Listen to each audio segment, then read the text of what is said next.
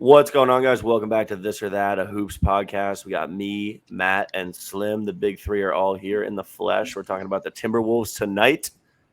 Exciting young team. Didn't really live up to expectations last year. They had some issues in the locker room, allegedly. They also had some issues on the hardwood. So I guess we'll start with injuries. And injuries, of course. That's what problems on the hardwood, problems behind closed doors. So we'll just start off talking about our takeaways from last year.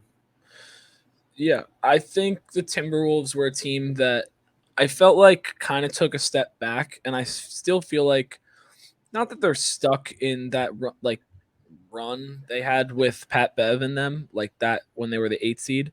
The We Are the Champions run? Or the 7th seed, yeah, like that whole thing. Like Pat Bev still just talked about it on his pod like a week ago with D-Lo. Greatest moment of his career. But I just think that the Timberwolves last year just had a lot going on. Cat was out like the whole year, basically. Rudy Gobert getting integrated was just a weird thing. And sorry, Timberwolves fans, I hate Rudy Gobert. So you're probably going to be getting a lot of Rudy Gobert hate. You'll hear a lot about that during this video from Matt. But, I mean, I think you have debatably one of the top 5 best young pieces in the league right now. Anthony check Edwards. Our video. Facts. Me and Finn did a top 25 under 25. So if you want to check that out, see where we have him ranked, go peep it. But obviously Anthony Edwards is as special as they come. And I think we need to see the full facts, Georgia. But I think we need to see the whole kind of crew be together. We need to see Cat, Rudy, and Ant all together. And then we also need, I think, to see Jaden McDaniels take another step. I think he's around the league regarded as one of the best defenders, one of the toughest guys to go against. 3-and-D guy. I think has the potential to be really, really good. And I think he's one of those guys, kind of like a Trey Murphy, that can take that step. And if he can get into that kind of all-star caliber, like top-tier role player level, that the Timberwolves could be a very, very dangerous team down the line. Okay. For two things. Two things. First of all, we're going to touch on this right after. Or I guess first of all, Anthony Edwards averaged 32 points in the playoffs last year. Yeah. That's ridiculous. 32, 6, and 6. I just looked at that right now. Yeah, he's like their primary ball handler last year. 32, 6, and 6. First of all. Second of all, we have to address Karl Anthony Towns saying that he'll go down as the greatest shooting big man of all time in that interview. I think he probably is. Shooting big man. That's what he said. He got the Malika Andrews syndrome again. He started talking crazy in an interview. I think he is the best shooting big ever. Oh, you think that's actually a valid take from him? He was like, shooting? I think I'll go down as someone who changed the game, best big man shooter. I don't know about the change the game part, but I think the Steph had more about changing the game in terms of spacing, 3-point shooting, and all that. But I think as a pure shooter, I think Cat's probably the best, unless you're classifying like Larry Bird as a big, which I don't. All right, I didn't think you were going to agree with that. Yeah. Hold your horses. Are you seriously enjoying this fire content without liking, commenting, and subscribing? We're glad you're here at This or That NBA podcast. We want you to stick around. It's easiest to do that by liking, commenting, and subscribing. It's free. It takes 1 second, and we really appreciate it. Thanks for your time. You could say Dirk. You could argue Dirk. What do you think about that, Slim? Did you see that clip? Yeah, I saw it. And it made sense just because I feel like starting off like in this new era post Steph Curry, a lot more spacing throughout the league, a lot more cats being on the perimeter, no pun intended. So for him to be the 5 and get out there and be able to shoot from the efficiency that he has been able to, I think that did usher in a new era, post Steph Curry, shout out to Steph Curry, but in regards to like your center being able to shoot from perimeter, like we see Brook Lopez can shoot from perimeter. Same thing with Kristaps Porzingis. It's not uncommon. I think that he is a big who can do it, pretty well. And, no knock to him. But would I say that like he's like the GOAT, greatest big man shooter of all time? I don't know. Because Joel Embiid can shoot threes. You know what I'm saying? Like, you got plenty of cats who can really, I'm not saying that he's, like, by any means remotely one of the best bigs ever. I'm just saying as a pure shooter, I He's think not even the best big on his team. well, that's false. I mean, you're talking Nas Reed right now, but I like just as a pure shooter. If you're gonna send guys out on the 3-point line, like he's at bigs, like centers. I guess he's technically a power forward now with Rudy there, but like I can't see anyone that would be able to match his percentage. I mean, all he really does is Siakam. I wouldn't classify Siakam as a big, and I still might think Cat's a better shooter. Cat's a really good shooter. We'll have to let this play out. Yeah, but I don't know if I don't think he'll be the greatest shooting big man ever. But because I also don't think bigs should shoot as many threes as he does. But he's a little bit of a crybaby, and like I like him a lot. I've always liked his game. He's from Jersey too. That's tough, but like he's kind of like a little weird to me. Well, he does change his voice for interviews. Yeah, and he also changes his voice for interviews. That's a little weird to me. You just literally repeated what I just said. I was trolling you. but yeah, like I don't know. Some stuffs are like I just have a visual of him getting choked out by what's his name. You mean the picture with DeMarcus Cousins? Yeah, or like Devin Booker or somebody was choking him out. I can't remember. Oh yeah, I remember this vaguely. No, but I don't know who the other player was. I'll pull it up. But yeah, I mean, I think the Timberwolves could be a dangerous team in the years to come. I don't know if I'm saying this is their year by any stretch, but like they have the talent. Anthony Edwards is so good. Oh, it was my boy, dude. It was Ben Simmons. I forgot, dude. It was Ben. Choking his ass out on the ground. I'm upset I didn't get to talk Nets and Cavs with y'all. Yeah, well, I mean, we'll talk about him soon. But it was my dog Ben, dude, putting him in a full Nelson on the ground. My fault. My fault, Ben. I put some respect on your name. I forgot that was you. But like they have a lot of guys like Nickeil Alexander-Walker, Anthony Edwards, Jaden McDaniels, Jalen Noel. Like those are young guys that are going to be so. Nas Reed. Nas Reed is he's a young guy still. Who could be a starting center on any other team in the NBA when he was getting burned last year was putting up 20 and 12 with his eyes closed in like 30 minutes. Yeah. Perfect footwork, great mid-range, can shoot the ball, great handle, great. What? Huh? I'm saying I threw up the A because I thought he was from Atlanta. No, he's from Jersey. He's from Newark. He's a dog, dude. Hollywood Nas. Follow him on IG at Hollywood Nas. Facts. I saw him play in high school, which is kind of crazy to think about. But listen, I think you lean into obviously Cat's great, Gobert's great. They're going to be there for the long haul. I'm leaning into Ant. Ant's the best player on your team. I'm leaning into Nas Reed. Nas Reed is the motor for that team, in my opinion. Now, I think he's better than Cat, bro. I don't know about that, but I love Nas Reed. I just love – he's just a guy you love to watch play. He's gritty. He's great footwork, great post work. Like I said, shoot the ball mid-range, inside out. He can low-key pass. He can low-key push the ball up the floor. Everybody from Jersey is low-key a big guard, like somewhere in there. I love his game. If I could have anybody on the Nets who's like an ancillary player, not a huge name, maybe the first guy. Yeah. The Timberwolves should be very, very good. They absolutely should be. Think about their starting five. List it off. Mike Conley, Jaden McDaniels, Anthony Edwards, Karl Anthony Towns. Gobert. So, Rudy Gobert. I mean, you want to do your Gobert piece, Matt? Hold on. Yeah. And before you do that, Matt, I believe that Rudy spaces the floor out a lot more for the Minnesota Timberwolves for this upcoming season due to his increase in his 3-point percentage. He was shooting threes in FIBA. I saw a clip of him, and I was like, oh, my God, that is so gross. Didn't he say he can make 1 3 now? And he said, like, I feel like I lost my virginity. Yeah, that was crazy. Pause, bro. What's wrong with you?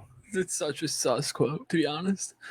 But, no, like, I just think as a team, they have the potential to be one of those teams that either has a really good season, kind of like the Kings last year, where they're, like, winning 50-plus games. But I could also see them being a team that wins 35 games, which is, like, so weird considering all the talent they have on the team. And having Ant, like, I mean, we can't say enough good things about him. Like, he's so underrated. I mean, I don't even know if he's underrated. I just think he's criminally underrated. Very. I just think he's underappreciated. Also, to the casual basketball fan. Real ones know for sure. That's Michael Jordan, bro, and he's 23. Yeah, it's crazy. And I think, and for me, I'll say that the T-Wolves remind me of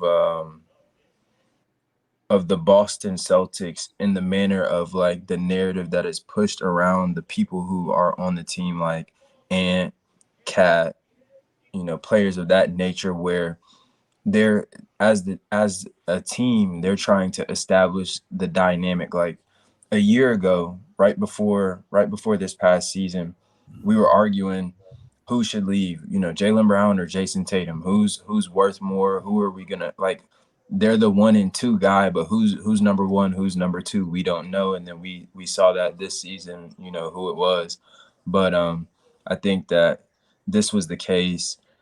Playing Denver in the first round, we got to see who's that guy, and obviously it's Anthony Edwards. But I think that now that is, clean and straightforward, I think that they can go into the season with a little bit more chemistry because of the roles that have been established, and who's going to be able to lead this team in regards to facilitation, and also just being able to get a bucket in the clutch when it comes down to it. You know what I'm saying? Who can you trust? And I think that that's what they have been lacking is trust to figure out who's gonna be that cat. You feel me?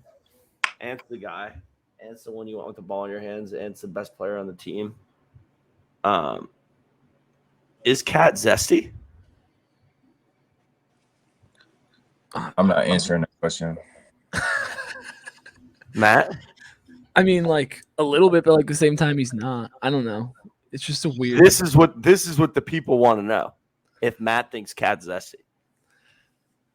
Give him a 6 out of 10 zest score. Right. And what do you give Deuce out of 10? Deuce is a kid.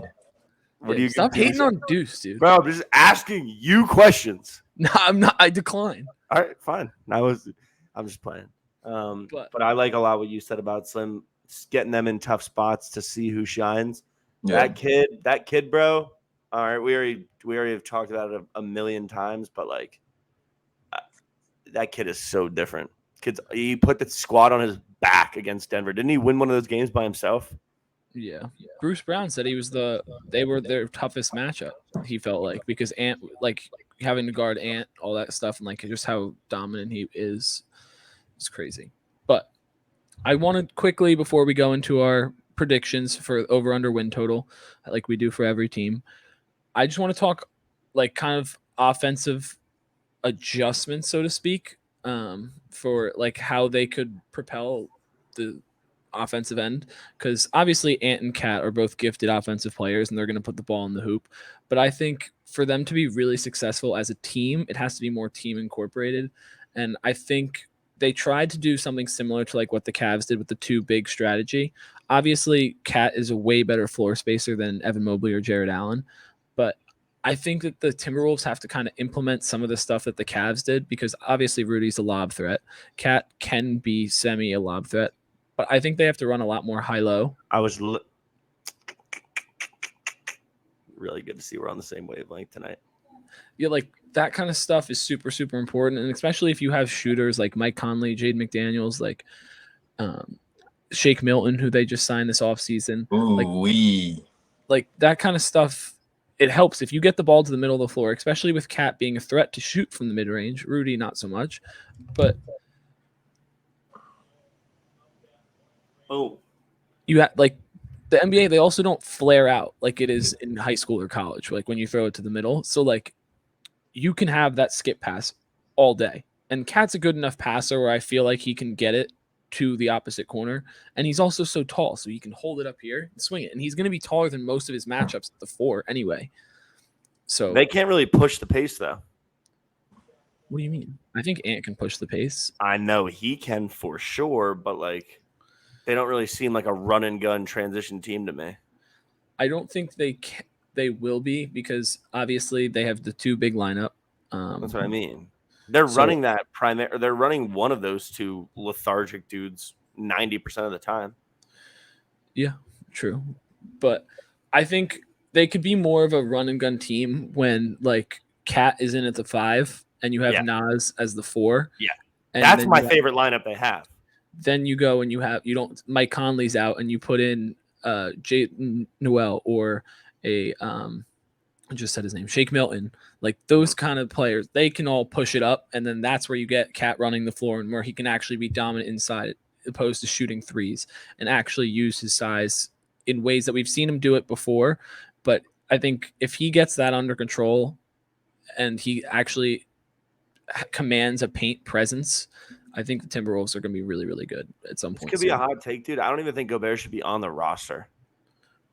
I agree. Rudy Gobert. I think you start. I would literally like drop him for nothing. Like I would start. I know. I said I would. I would start Nas Reed at the 4. Like they just traded too much for Rudy to either move him right now because you're not getting even close to the same return, and you're also kind of buying into that. And I think defensively he definitely helps, and he finishes possessions. For as much as I give him shit as a fan, like he definitely helps finishing plays, grabbing the rebound, contesting shots. Like I think it's a tough situation. I do too. I might hate him more than you now. I don't know. I've talked you into it. I can't stand someone's got to tell me something he does well before we get off, or I'm gonna like something like that. Am I crazy, or did y'all hear Cat to Sacramento? Well, we did a Dallas video, and we were saying that there was rumors around him possibly going to Dallas. I mean, like, I don't think they're going to trade Cat just because why would you? But I guess if they want to get some of the stuff back for the Gobert trade, and like you just got to eat it, I guess. But I don't think they should go that direction. I think they should play this year out, see how it goes. If they're struggling at the trade deadline, I guess you try and do something. But like you're never going to get the same return mid-season that you are for in the off-season. But we will give them what? Dinwiddie and Edmund Sumner for Nas Reed at the deadline. Like it's not close to a fair trade. But all right, before we go, let's get in our over-under win total projections. They are at 44.5 wins over-under. Jeez. They won 42 games last year. Finn, I will start with you. Back-to-back videos. You're starting with me, man? Yep.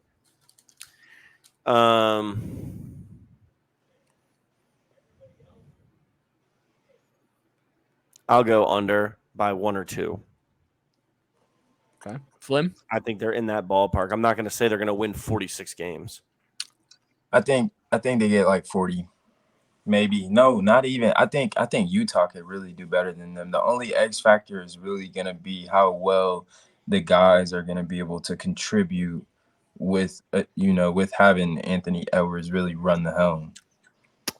It's all on Cat. I'm going to go over. There you go. I want the Timberwolves to be good. I want them to be good. I just think this is the season where we see, obviously Cat will be healthy this season, which will make an impact, I think. And then you'd also have Ant progressing and just becoming a better, smarter basketball player. We saw a lot of him with the ball in his hands, making plays for other guys. And I don't know who the other player was, but there was talks about like him being the guy with the ball in his hands more. And he was like, I love doing this shit, like all that kind of stuff. And he was like into like getting his guys involved, Pat which Bev I was thought talking is super about cool. how he's the leader at practice when he was a rookie. Yeah. Like that's stuff that you can't teach.